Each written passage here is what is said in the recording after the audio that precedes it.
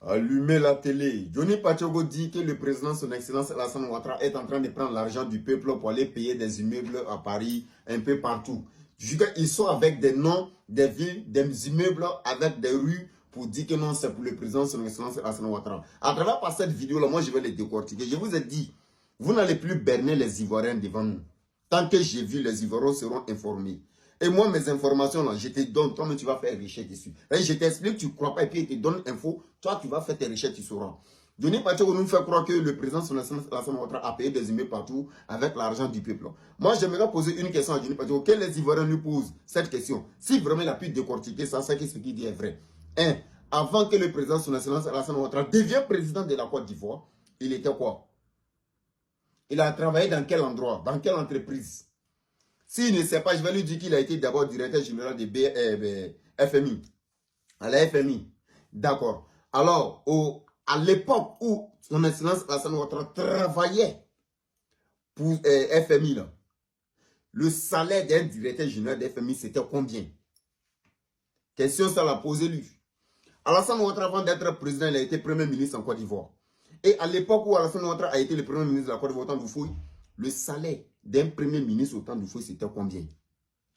Deuxième question, posez-lui ça.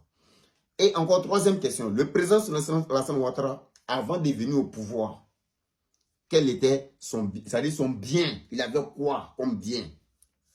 Trois questions. Les mêmes trois questions, je vais poser côté Gbagbo. Posez question à Denis Pacheco, que Laurent Gbagbo, avant de s'intéresser, je n'ai même pas dit avant d'être président, mais avant de s'intéresser à la politique, il faisait quoi comme métier? Pour les enfants qui ne sont pas informés, Gbagbo était professeur d'histoire en université. Il n'était rien. Alors, tapez sur Internet. Un professeur d'histoire dans les années 80-70 là-bas, il était payé à combien?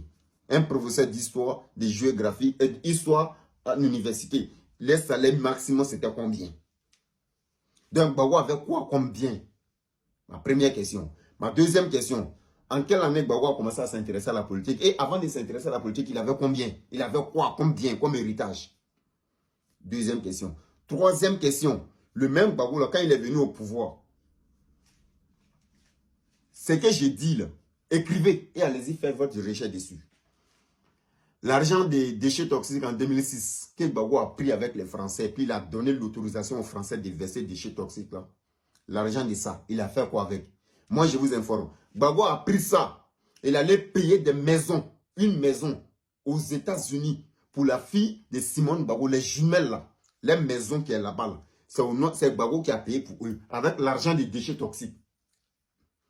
Les combien de milliards qu'ils ont versé sur le compte de Gbagbo pour qu'il n'a qu'à créer quelque chose, il n'a qu'à acheter des médicaments pour des personnes qui vont mourir parce que les Blancs savaient très bien que ça allait faire des dégâts.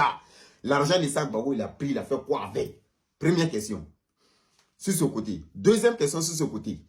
Les 2 milliards de dollars que Gbagbo a décaissé en Côte d'Ivoire pour verser ça aux États-Unis, soit disant qu'il devrait créer une usine de transformation de cacao aux États-Unis.